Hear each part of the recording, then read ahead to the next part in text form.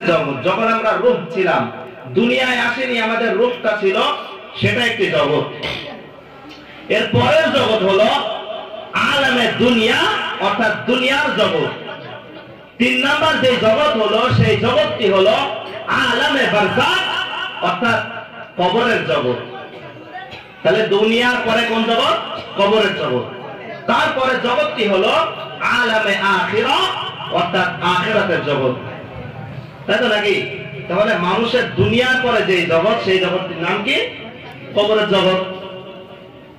তো এই কবরে যাওয়ার আগে দুনিয়া থেকে আমাদের সংশোধন হতে হবে, তাই তো নাকি? দুনিয়ায় আমাদের সংশোধন হতে হবে। তো যদি দুনিয়ায় যদি আমরা আল্লাহর রাসূলের ইত্তেবা না করি, অনুসরণ না করি, তাহলে কিন্তু আমরা আল্লাহর বিচারে সীমা লঙ্ঘনকারী হিসেবে ঘোষিত হব, তাই তো নাকি? সীমা লঙ্ঘনকারী হিসেবে ঘোষিত হব যদি আল্লাহ এবং আল্লাহর রাসূলকে ইত্তেবা না করি। যদি আমরা আল্লাহকে না মানি, কোরআনকে মানবো আমরা, আর কোরআন যে মানবে না সে কি? সেটা সীমা লঙ্ঘনকারী। তো আমাদের মৃত্যুর আগে আমরা যেন আমাদের মধ্য থেকে এই সমস্ত নাফরমানিগুলো দূর করতে পারি। সকলে বলি আল্লাহুম্মা আমিন। কারণ দেখুন, কোরআনুল কারীম পারা নাম্বার 14, পৃষ্ঠা নাম্বার 12, সূরা নাহল, আয়াত নাম্বার 61। সূরা নাহল, আয়াত নাম্বার 61, পারা নাম্বার 14, পৃষ্ঠা নাম্বার 12। আল্লাহ পাক রব্বুল আলামিন কি বলছেন? ওয়ালাউ ইউআখিদুল্লাহুন নাসা বিযুলমিহিম মা তারাকা আলাইহা মিন দাব্বা ওয়ালাকিন ইউআখিরুহুম ইলা আজালিন মুসাম্মা ফাইযা জাআ আজালুহুম লা ইস্তাখিরুনা সাআতা ওয়া লা ইস্তাকদিমুন। একটু জোরে বলিন আল্লাহু আকবার। এই আয়াত আল্লাহ কি বলছেন? আল্লাহ পাক রব্বুল আলামিন কোরআনুল কারীমের মধ্যে জানিয়ে দেন, ওয়ালা ইউআখিদুল্লাহুন নাস, ওয়ালাউ যদি ইউআখিদুল্লাহ, তোমাদেরকে পাকড়াও করা হয়, তোমাদেরকে আল্লাহ যদি পাকড়াও করে, ইউআখিদুল্লাহুন নাসা, মানুষদেরকে যদি মহান রব্বুল আলামিন পাকড়াও করেন, বিযুলমিহিম, তাদের সীমা লঙ্ঘনের জন্য। এতে কি বললেন? যে আল্লাহ সুবহানাহু ওয়া তাআলা তোমাদেরকে পাকড়াও করবেন, কিসের জন্য? বিযুলমিহিম, তোমাদের সীমা লঙ্ঘনের জন্য। মানে সীমা লঙ্ঘন মানে কি? আল্লাহ পাক রব্বুল আলামিন কোরআনুল কারীমের মধ্যে বারবার ঘোষণা করেছে, ওয়া আল্লাহুল বাইয়া, নিশ্চয় আমি আল্লাহ পাক রব্বুল আলামিন ব্যবসাকে হালাল করেছি, ওয়া হারামার রিবা, আর আমি আল্লাহ পাক রব্বুল আলামিন সুদকে হারাম করেছি। যেহেতু আল্লাহ বললেন সুদকে হারাম করেছি, যদি আমরা আমাদের জীবনে সুদকে বাস্তবায়িত করি, তাহলে আমরা কোরআনের আইন মানলাম কিনা? কোরআন আইন মানলাম? যদি আমরা সুদ খাই, কখনোই মানলাম না। তাহলে আমরা কি হবো? সীমা লঙ্ঘনকারী হবো তো নাকি? সুতাইলাই মহান রব্বুল আলামিন কোরআনুল কারীম পারা নাম্বার 7, পৃষ্ঠা নাম্বার 2, সূরা মাইদা, আয়াত নাম্বার 50, মহান রব্বুল আলামিন বলেন, ইয়া আইয়ুহাল্লাযীনা আমানু ইন্নামাল খামরু ওয়াল মাইসিরু ওয়াল আনসাবু ওয়াল আযলামু রিজসুম মিন আমালিশ শাইতান ফাজতানিবুহু লাআল্লাকুম তুফলিহুন।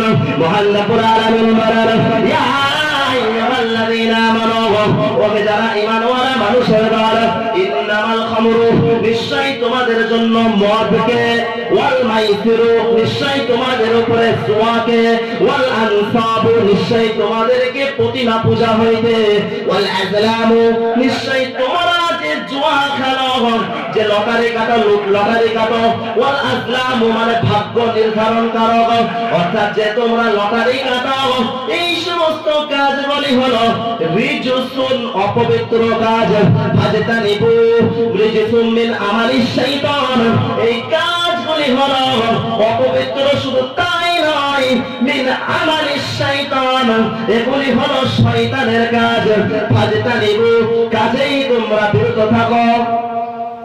এতে কি বললেন? মদ, জুয়া, লটারি কাটা, প্রতিমা পূজা, এগুলি মুসলমানদের জন্য আল্লাহ কি করলেন?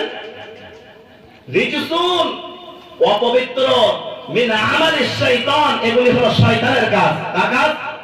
বলেন বলেন। যদি কোন মুসলমান এবার এইগুলি করে তাহলে সে কি ভালো কাজ করলো না সীমা লঙ্ঘন করলো? বলেন, সীমা লঙ্ঘন করেছে কিনা? তাহলে তার কি অবস্থা হবে? সুতাই আল্লাহ পাক রব্বুল আলামিন কোরআনুল কারীমের মধ্যে আরো বলেন, ওয়াকিমুস সালাতা, তোমরা নামাজ কায়েম করো, ওয়া আতুজ যাকাতা, তোমরা যাকাত দাও। আল্লাহ পাক অপর আয়াতে আরো বলেন, ওয়া আনফিকু, তোমরা দান করো, মিম্মা, থেকে, রাযাকনাকুম, তোমাদের রুজি রোজগার থেকে।